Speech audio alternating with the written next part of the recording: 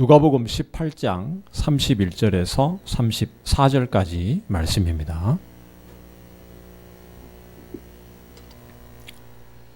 예수께서 12 제자를 내리시고 이르시되 보라 우리가 예루살렘으로 올라가노니 선지자들로 기록된 모든 것이 인자에게 응하리라. 인자가 이방인들에게 넘기워 희롱을 받고 능력을 받고 침뱉음을 받겠으며 저희는 채찍질하고 죽일 것이니 저는 3일 만에 살아나리라 하시되 제자들이 이것을 하나도 깨닫지 못하였으니 그 말씀이 감추였으므로 저희가 그 이르신 바를 알지 못하였더라. 아멘.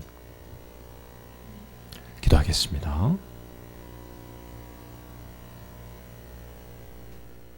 거룩하시고 은혜가 풍성하신 아버지 하나님 감사합니다.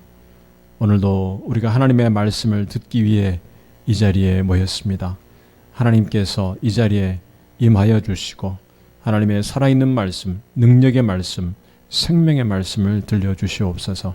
우리가 그 말씀을 듣고 우리의 부족한 점을 깨닫게 하시고 또 이 말씀을 의지하여 더 큰 믿음 얻게 하여 주시고 하나님이 기뻐하시는 삶을 살게 하여 주시고 귀하고 복된 열매 맺는 삶 되게 인도하여 주시옵소서.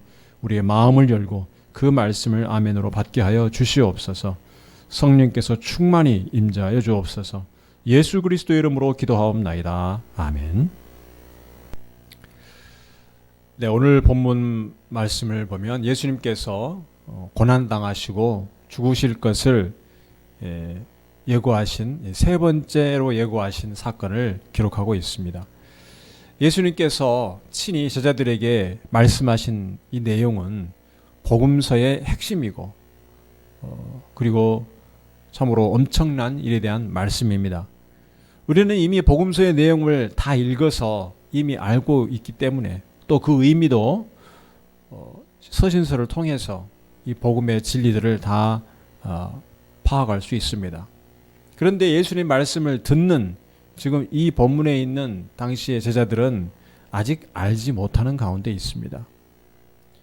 복음서를 기록한 마태나 또 누가나 마가 등은 왜 제자들이 깨닫지 못했다는 것을 계속 지적하고 기록으로 남기고 있는가?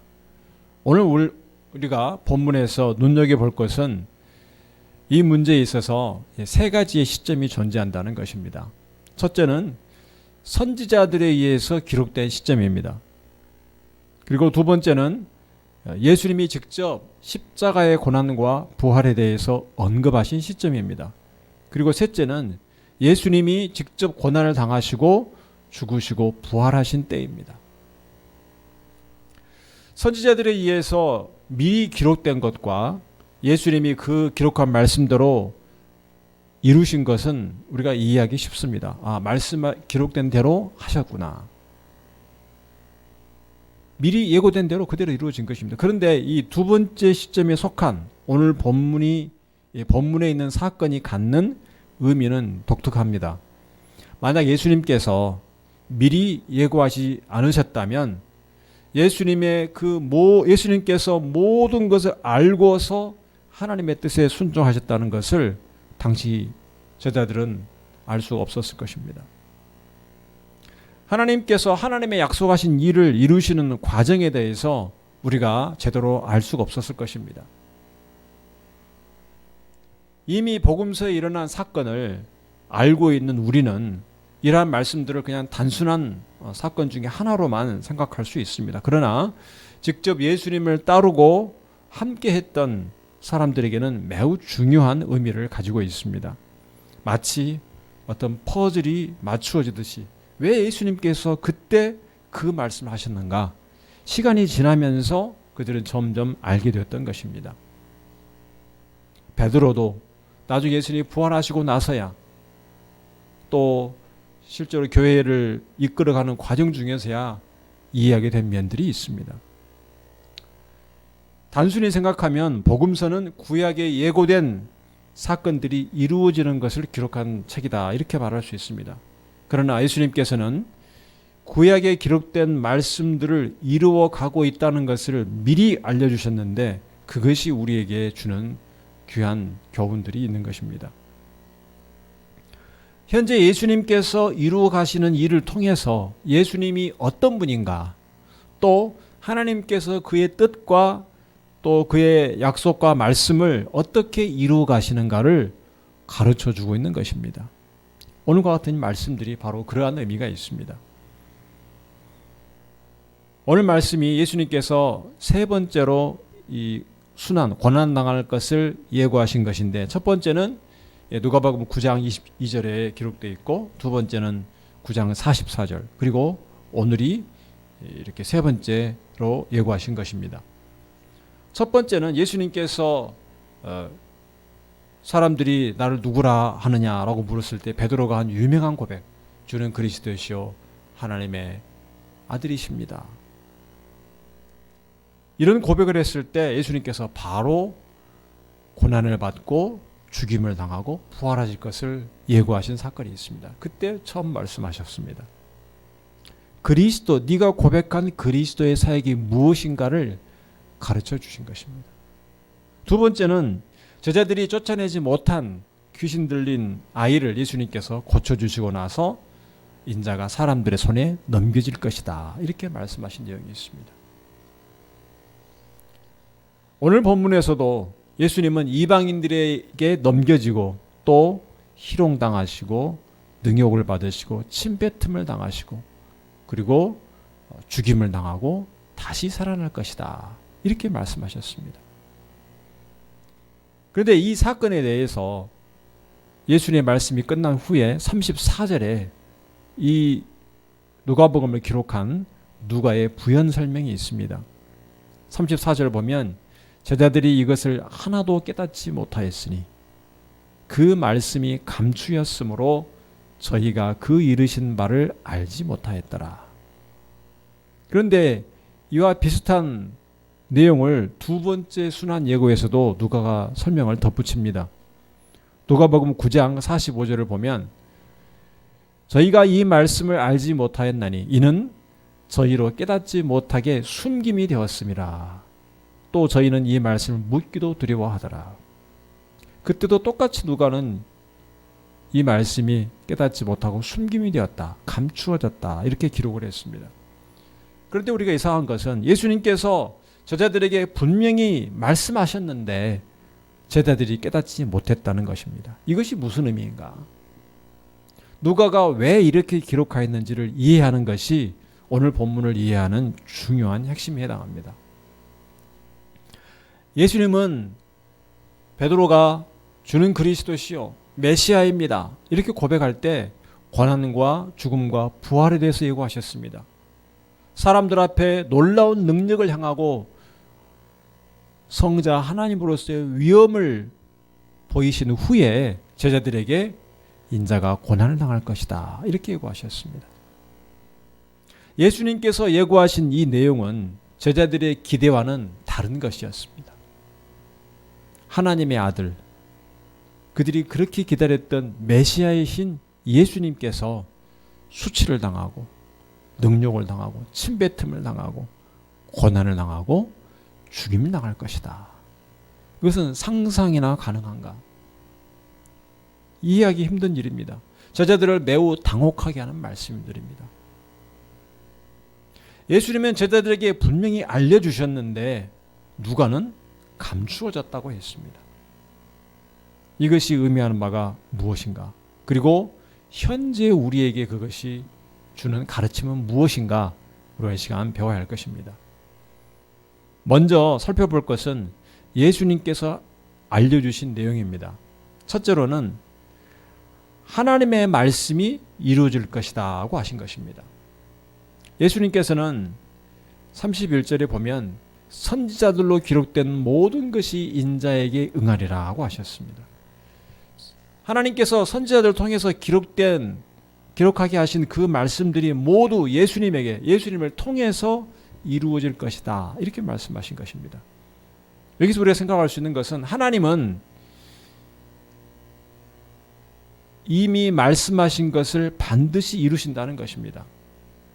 즉 말씀대로 이루시는 분이라는 것을 알 수 있습니다. 하나님의 일하시는 방식은 미리 말씀하시고 그 말씀을 나중에 이루신다는 것입니다. 선지자들을 통해서 미리 말씀하셨다는 것이 우리에게 주는 의미가 있습니다. 말씀하신 대로 하나님이 이루신다는 것은 하나님은 일관성이 있다는 분인 것을 우리에게 가르쳐 줍니다. 하나님이 그냥 이루신 것이 아니고 말씀하신 그대로 이루어 주신다. 그것을 우리에게 가르쳐 주십니다. 또 보여주십니다. 그리고 하나님은 신실한 분이다. 믿을 만한 분이다 하는 것을 나타내 줍니다. 그래서 하나님은 미리 말씀하시고 그 말씀하신 그대로 이루어 주십니다. 또 이것이 우리에게 주는 의미는 뭔가 하면 그 말씀을 받은 우리에게 말씀이 이루어지기까지 믿음을 요구하신다는 것입니다. 그냥 하나님이 다 하시면 우리가 믿음이 필요 없습니다. 그러나 하나님은 미리 말씀해 주십니다. 이렇게 할 것이다. 내가 어떻게 할 것이다. 약속을 주십니다.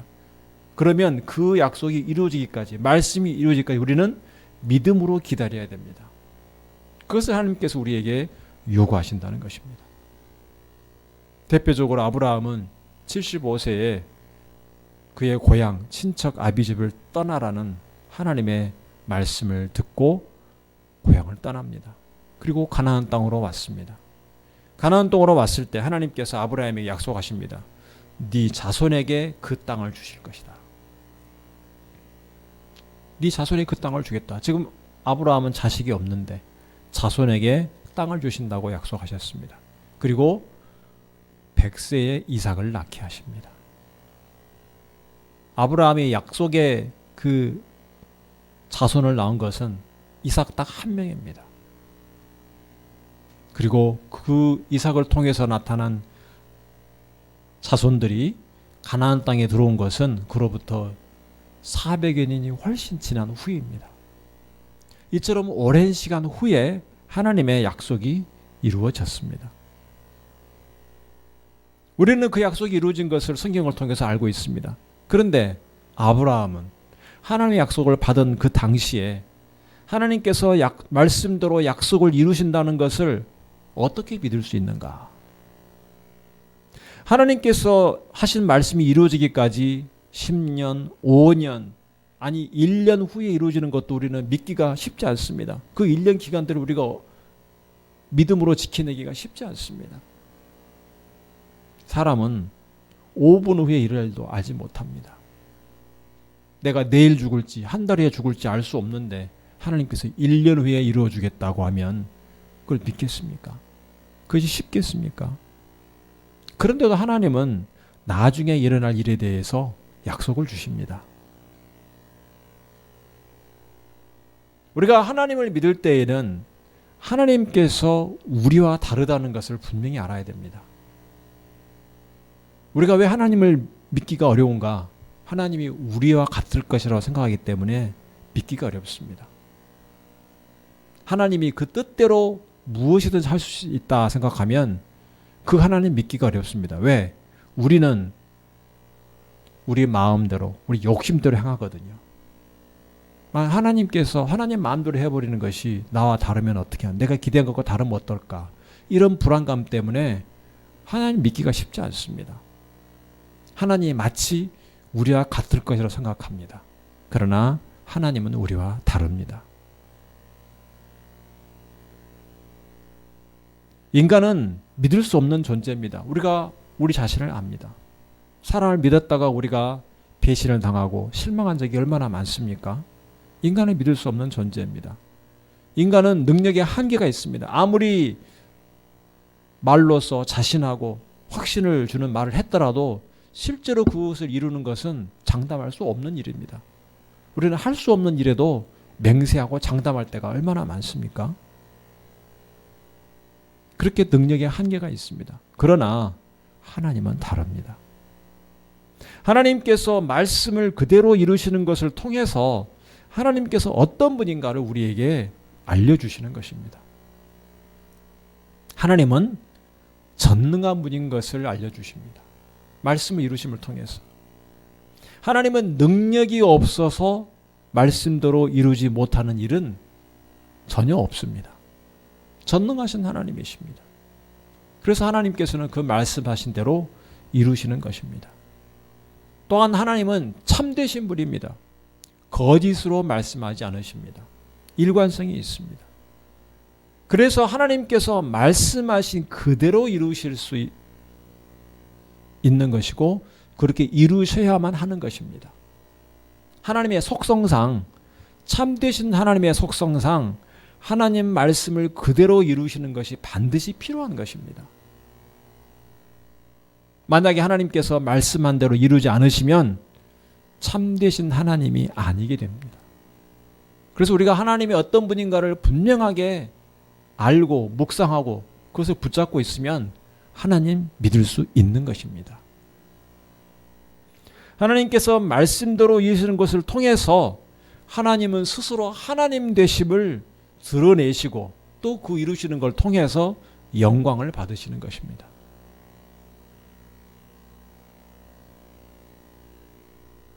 하나님이 어떤 분인가를 알지 못하는 자들에게 하나님은 하나님이 누군가를 알려주십니다. 여호와가 누구간데 내가 이스라엘 백성을 보내겠느냐. 하나님을 모른다고 했을 때 바로에게 알려줍니다. 10가지 재앙을 내리면서 바로에게 만군의 주 여호와 이스라엘 하나님이 누군가를 똑똑하고 분명하게 알려주십니다. 이스라엘 백성이 하나님께 순종하지 않을 때 어떻게 하셨는가 이스라엘의 그 역사를 보면 하나님이 어떤 분인가를 알 수 있습니다. 자기 백성이라도 하나님 백성이라도 말씀에 순종하지 않으면 심판하시는 분입니다. 하나님께 제사드렸던 성전이라도 하나님 말씀에 순종하지 않는 백성들이 범하는 잘못에 죄를 물어서 성전을 파괴시키시는 분입니다. 하나님이십니다. 이사야 55장 8절에서 11절 말씀을 보겠습니다. 여호와의 말씀에 내 생각은 너희 생각과 다르며 내 길은 너희 길과 달라서 하늘이 땅보다 높음같이 내 길은 너희 길보다 높으며 내 생각은 너희 생각보다 높으니라. 비와 눈이 하늘에서 내려서는 다시 그리로 가지 않고 토지를 적시어서 싹이 나게 하며 열매가 맺게 하여 파종하는 자에게 종자를 주며 먹는 자에게 양식을 줌과 같이 내 입에서 나가는 말도 헛되이 내게로 돌아오지 아니하고 나의 뜻을 이루며 나의 명하여 보낸 일에 형통하리라. 하나님이 어떤 분인가? 나는 너희 생각과 다르다. 너희 길은 나의 길과 다르다. 얼마나 그 생각이 높은가? 하늘과 땅을 비교했습니다. 하늘이 땅보다 높음같이.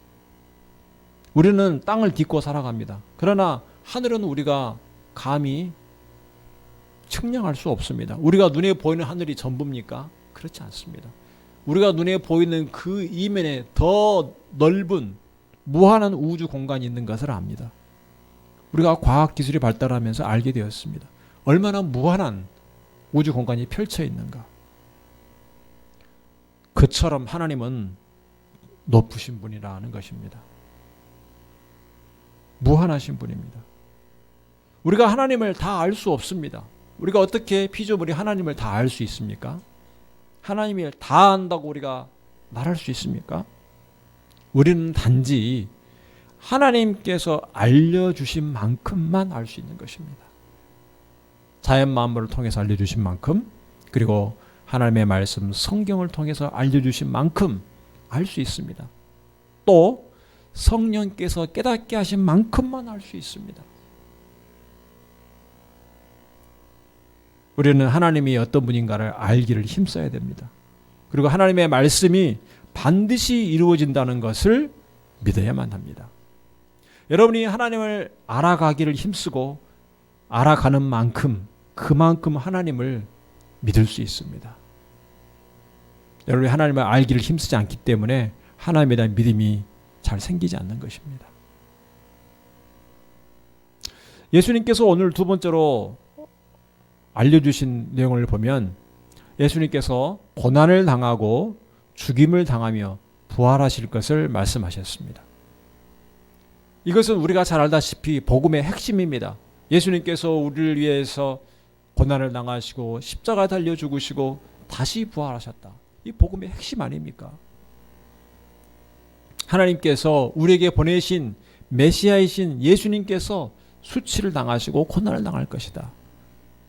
눈먼 자의 눈을 뜨게 하고 걷지 못하는 자를 걷게 하고 뛰게 하고 귀신을 물리치고 바람과 바다도 말씀으로 잔잔케 하시는 그분이 죽임을 당할 것이다. 그리고 그 죽음을 이기고 살아날 것이다. 이것을 우리에게 알려주신 것입니다. 하나님께서 우리를 구원하시기 위해서 독생자 예수 그리스도를 십자가에 죽게 하시기까지 우리를 사랑하신다. 우리의 죄를 그냥 이제부터 죄 없다라고 그냥 없는 것으로 하지 않으시고 십자가에 달리신 예수님께 우리의 죄에 대한 모든 진노, 모든 분노를 다 쏟으시기까지 죄를 미워하신다는 것입니다.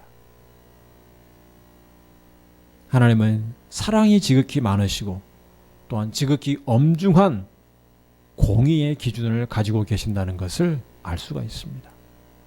그것이 복음의 내용입니다. 우리는 예수님의 죽으심과 이 부활 사건이 가지는 의미를 신약성경, 사도행전 이후에 로마서 또 여러 서신서를 통해서 알 수 있습니다. 하나님께서 사도들을 통해서 그 많은 복음의 진리들을 가르쳐 주셨습니다. 예수님의 죽으심과 부활이 없었다면 우리는 영원히 죄와 사망에서 벗어나지 못했을 것입니다. 예수님께서 복음에 대해서 고난과 죽으심과 부활에 대해서 미리 이렇게 말씀해 주셨는데 제자들은 그 의미에 대해서 깨닫지 못했습니다. 왜 그들이 깨닫지 못했는가? 왜 예수님께서 이렇게 고난당하시고 죽으셔야 되는가를 왜 그들은 이해하지 못했는가? 누가는 왜 말씀이 감추어졌다고 했는가? 이것은 제자들이 깨닫지 못하는 것이 하나님의 인도하심과 섭리 가운데 있다는 것을 의미합니다. 감추어졌다고 했습니다. 그런데 예수님께서는 오늘 본문에서 알려주셨습니다. 복음에 대해서, 예수님이 행하실 사건에 대해서, 이루어질 일에 대해서 알려주셨습니다. 그런데 그것이 점점 감추어진 것이 시간이 갈수록 밝히 드러나게 됩니다. 따라서 감추어졌다고 하지만 그 시점까지는 감추어진 것이지만 사실은 그 내용들이 점점 가지는 의미가 알려지는 과정 중에 있는 것입니다. 먼저 제자들이 깨닫지 못한 이유를 한번 생각해 보겠습니다. 그들의 생각에는 하나님이 보내신 메시아가 고난당하는 것은 생각할 수가 없었습니다. 사실은 하나님께서 이사야 선지자와 같은 우리가 잘 아는 말씀 이사야서 53장과 같은 말씀을 통해서 우리를 위해서 질고를 당하시고 우리의 모든 죄를 담당하셨다는 그 말씀들을 통해서 하나님께서 미리 말씀하셨습니다. 그런데 그 말씀에 주의하지 않고 당시 유대인들이나 또 제자들이나 모두가 다 자신들의 필요에 의해서 메시아를 기대했습니다. 자신들이 당하고 있는 억압과 또 속박에서 해방시키시고 구해 주시는 메시아를 기대한 것입니다. 그러나 궁극적으로는 모든 것을 때에 따라서 이루시는 하나님께서 아직 완전히 드러나게 하지 않으신 섭리 가운데 있는 것입니다. 그래서 그 말씀이 감추어졌다고 말씀했습니다. 그런데 우리가 한번 생각을 해봐야 됩니다. 이 감추어졌다는 의미가 무엇인가? 어떻게 예수님이 말씀하신 내용들이 감추어졌다고 할 수 있는가? 우리는 말씀이 기록되어 있다고 해서 그 뜻을 다 알지는 못합니다. 우리가 말이나 글을 읽고 그 의미를 깨닫는다는 것은 복잡한 과정입니다. 예를 들어 시가 있을 때 시를 읽는 사람은 사람마다 여러 가지 다른 해석을 내놓을 수가 있습니다. 똑같은 문자, 글자를 가지고도 만들어진 문장이나 글을 읽고 해석을 하기에 따라서 여러 가지 의미가 달라집니다. 그래서 이 글이라는 것은 어떤 원리만 딱 갖다가 대면 자동적으로 해석되는 것은 아닙니다. 예수님께서 대표적으로 비유로 말씀하시는 내용들이 있습니다. 씨 뿌리는 비유에 대해서 말씀하셨습니다. 마태복음 13장 13절 말씀을 보면 그러므로 내가 저희에게 비유로 말하기는 저희가 보아도 보지 못하며 들어도 듣지 못하며 깨닫지 못함이니라. 많은 사람 앞에서 씨를 뿌리는 비유에 대해서 말씀하셨지만 다 깨닫지는 못했다는 것입니다. 전부에게 깨닫도록 허락된 것이 아니었습니다. 사람들은 자기가 알고 있는 기존 지식과 자기의 경험과 자기의 상황을 통해서 어떤 글이나 말을 해석합니다. 삶에 대한, 세상에 대한 충분한 지식이 없는 어린아이에게 아무리 일상이라는 사건들을 그대로 말을 해줘도 아이들은 이해를 못합니다. 자기의 지식과 경험이 부족하기 때문에. 사람들은 자기가 보고 싶은 것을 보고 원하는 것을 얻으려고 합니다. 그래서 글을 보고도, 글을 읽고도 글을 쓴 사람의 의도를 읽는 독자가 자기 마음대로 바꾸어 버릴 수도 있습니다. 기록된 문자는 그대로 변함이 없지만 그것을 읽는 사람의 마음 또 삶이 올바른 해석을 방해할 수 있다는 것입니다. 그래서 이 말씀을 깨닫는 것조차 하나님께서 하나님의 뜻을 이루어가는 섭리의 과정에 속해 있다는 것입니다. 똑같이 성경 말씀을 읽고도 그 말씀 속에서 하나님의 말씀을 깨닫지 못하는 자들이 있습니다. 이게 무슨 하나님의 말씀이냐? 다 거짓이다. 과학적이지 않다. 이렇게 해서 말씀 속에 담긴 의미를 깨닫지 못하는 사람들이 많이 있습니다.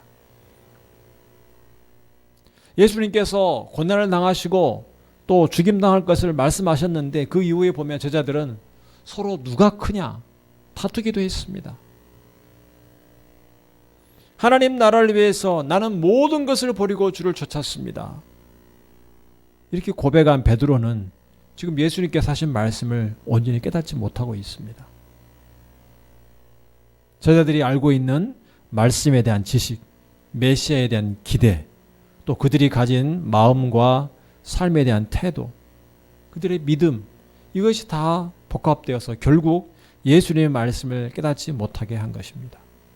그리고 그 과정에 하나님께서 역사하시고 계신 것입니다. 우리도 마찬가지 아닙니까? 여러분의 신앙생활이 하나님의 말씀을 깨닫는 데에도 영향을 미칩니다. 똑같은 말씀을 듣고 똑같은 설교를 들어도 이해하는 바가 다를 수 있습니다. 하나님 말씀을 듣고 순종하지 않고 흘려버리면, 무시하면 점점 하나님의 말씀을 깨닫지 못하게 됩니다. 영적으로 눈이 어두워지게 됩니다. 불신자들이 하나님을 인정하지 않고 하나님을 마음에 두기를 싫어하니까 하나님께서 그들을 어리석음 가운데 그대로 두셨습니다.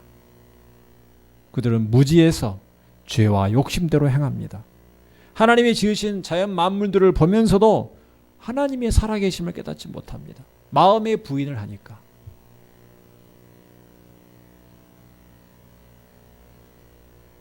그런데 이 모든 것 또한 하나님이 택하신 백성을 구원하시는 섭리 가운데 있는 것입니다. 오늘 본문에서 우리가 배울 것은 무엇이겠습니까? 예수님께서 말씀하셨는데 그 말씀이 감추어졌다는 것과 감추어져 있지만 그 말씀이 점점 이루어지는 과정에 있다는 것이 우리에게 주는 교훈은 무엇이겠습니까? 또한 반대로 지금까지 우리가 깨닫지 못하는 것을 미리 알게 하셨다. 그것이 주는 시사점은 무엇이겠습니까? 이 모든 것은 모든 것을 하나님의 뜻대로, 하나님의 뜻에 따라서, 하나님의 때에 따라서 이루시기 위한 것입니다. 그리고 우리로 하여금 믿음으로 살게 하시기 위한 것입니다. 성도 여러분, 지금 이 시대는 어떤 시대입니까? 신구약 성경을 통해서 복음의 내용이 많이 밝혀진 시대입니다. 수많은 설교와 수많은 책과 이런 것을 통해서 하나님의 말씀의 내용이 풍성하게 밝혀진 시대입니다. 여러분은 오늘 본문의 예수님의 제자들과 달리 그 이후에 사도행전 또 서신서들을 통해서 복음의 많은 내용, 수많은 풍부하고 깊은 진리에 대해서 알 수 있습니다. 그것을 깨닫도록 하나님께서 허락해 주셨습니다. 우리가 말씀을 성경을 통해서 공부하고 암송할 수도 있습니다. 통독도 합니다. 그런데 그 말씀들을 여러분이 잘 깨닫고 있는가 살펴보시기 바랍니다. 만약에 여러분이 하나님 말씀을 읽고 듣고 하면서도 감추어진 것이 혹시 없는가? 여러분이 하나님의 말씀을 외면하면 그 의미가 온전히 전달되지가 않습니다. 영적으로 어두워집니다. 여러분의 순종이 없으면 말씀의 뜻도 알기 어렵습니다. 말씀에 순종하는 마음으로, 순종하겠다는 마음으로 하나님 말씀 읽지 않으면 하나님 말씀을 비판하고 판단하게 됩니다. 이것은 하나님 말씀이 아니다. 인간이 만들어낸 것이다. 예수님의 물 위에 걷는 것은 단지 신화에 불과하다. 설화이다. 창세기에 하나님이 천지 만물을 창조하신 것은 하나의 설화에 불과하다. 이런 식으로 생각하게 되는 것입니다. 똑같은 말씀을 읽고도 하나님의 말씀을 깨닫지 못하게 되는 것입니다.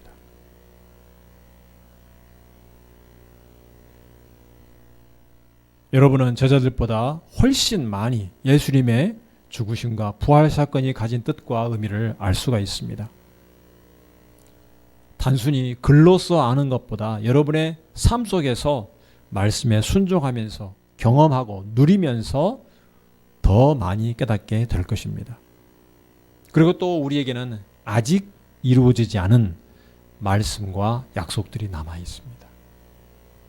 우리가 데살로니가전서나 이런 바울 서신 또 요한계시록을 통해서 알 수 있듯이 예수님께서 다시 오신다고 하셨습니다. 그 일들에 대해서 하나님께서 앞으로 하실 심판과 앞으로 이루가실 일에 대한 말씀들이 있습니다.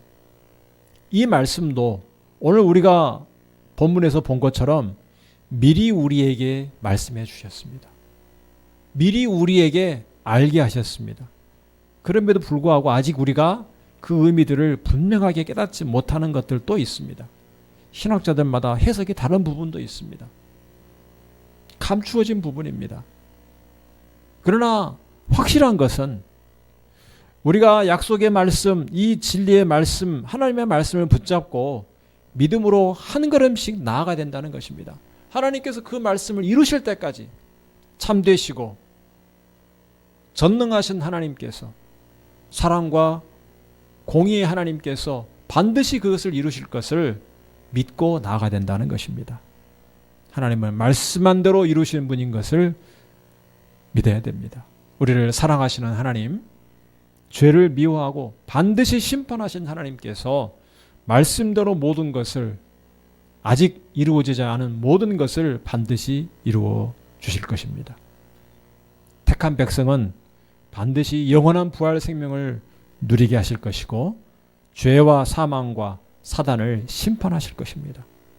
이 하나님의 모든 말씀을 하나님의 약속을 믿고 믿음으로 승리하며 살아갈 수 있기를 주님의 이름으로 축원합니다. 기도하겠습니다. 살아계신 하나님 아버지 감사합니다. 오늘 우리가 하나님의 말씀을 통해서 믿음으로 나아가야 됨을 가르쳐 주셨습니다. 예수님이 십자가의 고난과 죽으심과 부활에 대해 말씀하셨지만 저자들은 온전히 깨닫지 못하였습니다.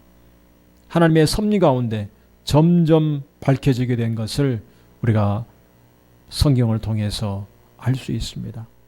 우리에게는 이 복음의 귀한 진리와 비밀들이 충만하게 알려진 것을 감사합니다.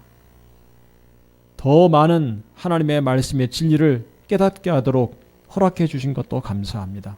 이 말씀들을 온전히 기뻐하며 묵상하며 이 말씀에 순종하는 삶이 되게 하여 주시옵소서. 하나님의 주신 약속과 말씀들이 반드시 이루어지는 것을 확인하고 믿으며 장차 우리에게 약속하신 말씀들이 이루어질 것을 믿고 한건없이 나가게 하여 주시옵소서. 하나님이 어떤 분인가 분명하게 묵상하고 그 말씀을 믿고 나아갈 수 있게 하여 주시옵소서. 하나님을 알기를 힘쓰는 저희들 되게 하여 주시옵소서.